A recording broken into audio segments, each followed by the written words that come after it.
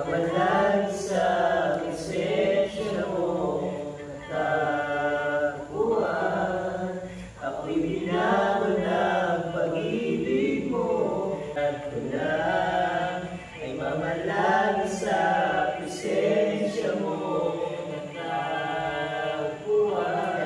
Ako'y binago ng pag-ibig mo, at ko na ay mamalag sa presensya mo, luwalhati ang pangalan mo. Amen. Luwalhati niya po pangalan mo. Hallelujah. Thank you, Jesus. Thank you, Lord. Thank you, God. Diyos na makapangyarihan sa lahat. Lord, maraming salamat, Lord, sa gabing ito, Lord God. Maraming salamat, Lord, dahil napupurihan ka namin, Lord God. Mga namin, Lord God, maluwalhati ka namin, Lord God, sa gabing ito, Lord God. Mga bulat, yung matututunan namin, Lord God, mapapakinggan namin, Lord God, na salita. Ay, makakabangan namin ito, Lord God, at isabuhay namin sa pang-araw-araw namin, Lord God. Ganun din naman, I pray, Lord God, kay Pastor Lord God, yung ibababa niyo pong salita ay talaga pong magamit namin, Lord God, sa buhay ko. Kaya sa inyong pinagkakatiwalang lahat sa pangalan ni Jesus. Amen. Amen. Yan, pangulit ng gabi sa ating lahat. Welcome sa ating kapatid. Welcome back. Amen. Magbabalik na ating kapatid. Praise report muna tayo. Bago tayo pumunta doon sa ating word ngayong gabi. Maganda na balikan natin ang papuri ang Panginoon.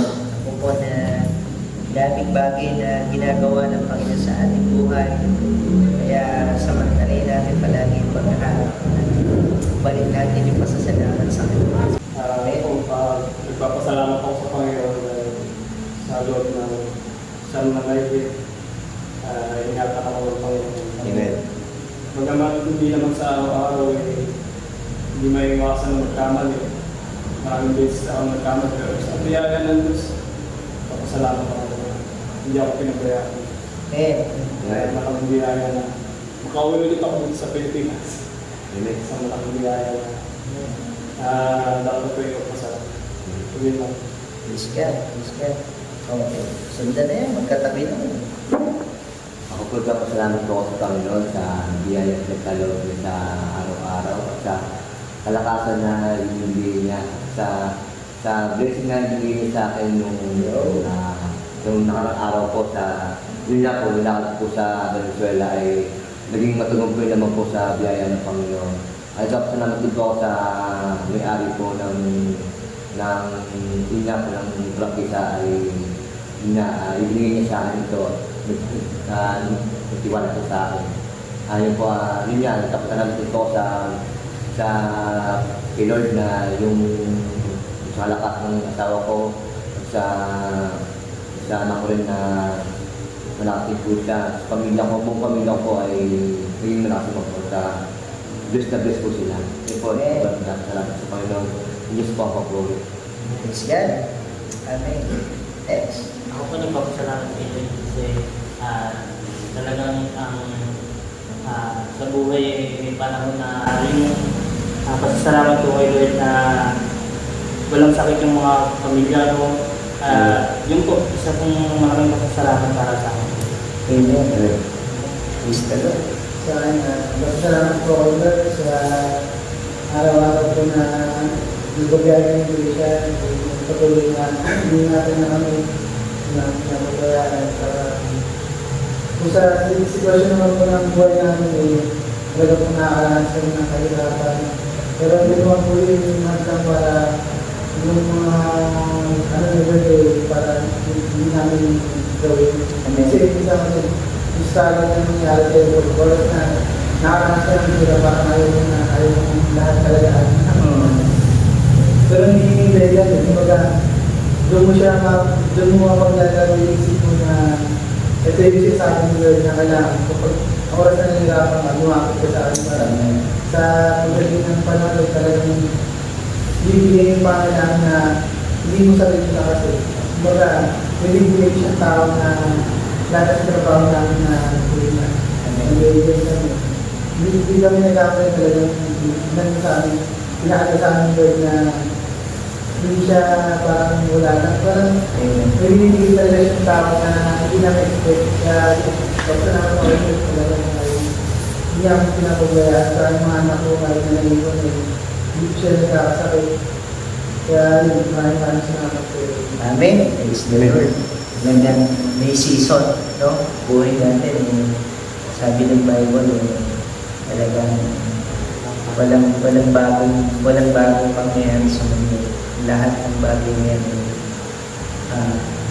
pangyayari lang, iikot lang ang mga pangyayari. Kaya kung yung season noon na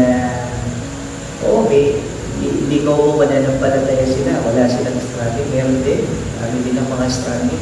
Ako rin, papasalamat ako sa Panginoon dahil tuloy po na ang Panginoon ay napakabuti. Amen.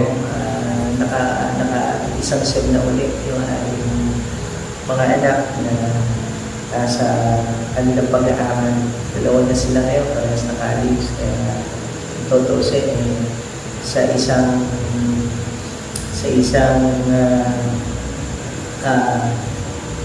karaniwang pag-iisip ay paano na to? Dalawa na yung kolehiyo. Minsan, nakikita ko yung mga iba. Elementary pa na yung anak, high school pa lang, nag-i-start yung kanilang isipan. Ano, gano'n. Samantalang pagdating ng college, lalong mas mas malamang responsibility. Pero, ang masasabi ko lang talaga, God is so faithful. Amen. Pag ang Diyos ay mayroon natin sa buhay natin, talagang hindi po babaliin ni Lord ang kanyang mga salita. No? Hindi babaliin ng Panginoon ang kanyang mga pangalaman. Kaya kapasalamat kami doon na Diyos ang patuloy na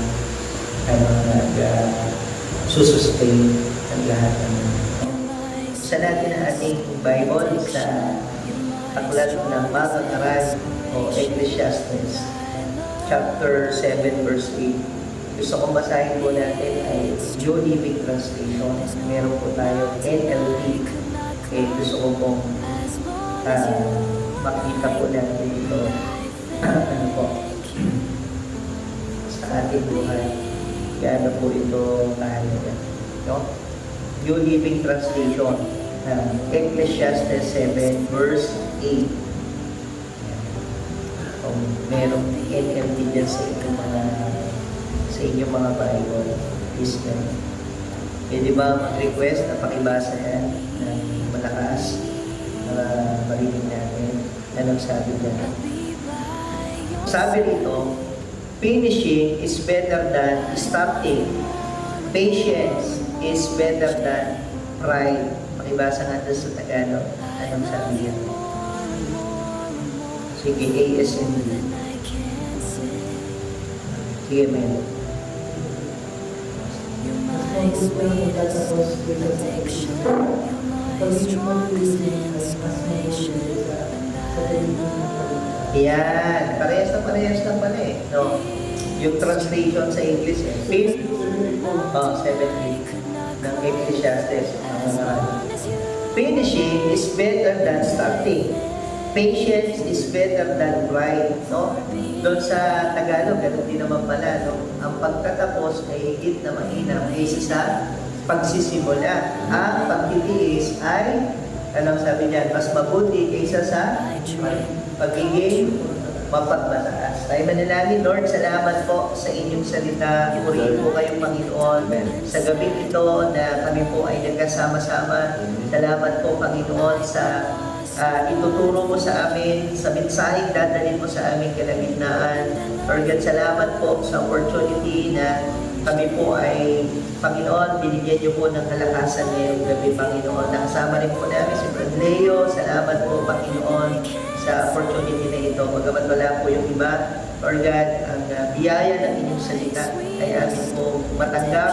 Dalahin ko po na buksan mo ang aming puso at kaisipan at ikaw po ang patuloy namin maitaas, maluwalhati sa amin po pag-aaral ng inyong salita. Purihin po kayo. Ito po ang aming dalangin sa pangalan ni Jesus. Amen. Praise God. Amen. So, Ito katotohanan na sinasabi dito ni Haring Solomon, finishing is better than starting, no? So, ang pagtatapos daw po ay higit na mas maganda kaysa doon sa pagsisimula, no? So, kasi sa buhay natin, may mga bagay na may mga bagay tayong sinisimulan, no? Meron tayong mga bagay na sinisimulan sa buhay po natin. Halimbawa, no, pag-aaral, di ba? Nag-start tayo ay mag-aral, no? So, sinasabi ni Solomon, no, hindi lang pala mas mainam na makapagsimula mag-aral ang isang kabataan. Halimbawa, kung hindi, mas mainam na nag-aral siya at makarating siya doon sa graduation niya. Amen po. Makarating siya doon sa graduation niya. Bakit? Yun ang fulfillment ng lahat ng kanyang sinimulan. Amen. O, kaya napakahalaga pala, no, hindi lang tayo magsisimula. Amen. Na kailangan pala, ang ating sinimulan ay makarating tayo doon sa pagtatapos, sa finish line. Amen. No? Kaya naalala ko yung isang athlete, no? Sumali siya sa takbuhan. Tapos, nung kalagitnaan ng takbuhan, biglang pinulika, biglang sumakit yung kanyang muscle dito, nanigas.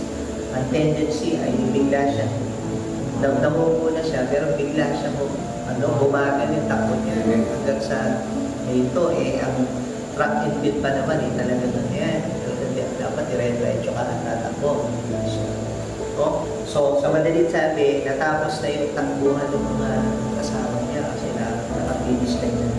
Pero, etong lalaki ito ay nagulat yung crowd sapagkat hindi siya nagpapigil na tumakbo kahit na hila-hila niya yung isang paa. Yan. Kahit hila-hila niya. Bakit? Kasi ang nasa mind niya pala nung that time, no, para sa kanya, isang tagumpay sa isang mananakbo na kahit matalo ka, matapos mo yung yan, no? Kahit matalo ka doon sa pagkakataon na yun, meron siyang mentality kailangan yung tapusin. Kasi sa isip niya, panalo siya sa kanyang sarili dahil may natapos. Amen. So, ganoon din pala sa ating buhay, no? Napakahalaga na yung ating pagsisimula ay hindi lang mahalaga yung ating pagsisimula. Kailangan din pala yung pagtatapos. Ano po gusto kong bigyan ng pansin dito, no? Sa spiritual na buhay natin, sa ating relasyon sa Panginoon. Hindi lang mahalaga sa Panginoon kung paano tayo nagsimula. Amen. Kung gaano tayo kainit nagsimula. Amen. Ang mahalaga ay makarating tayo doon sa finish line ng ating paglilingkod sa ating Panginoon. Amen. At ang pagtatapos ay kinakailangan ng patience. Sabi nga natin, patience. No? Anong ibig sabihin? Pagtitiis. Yan. Marami ang hindi nakakatapos, hindi nakakadating sa tulong kasi nawawala ang kanilang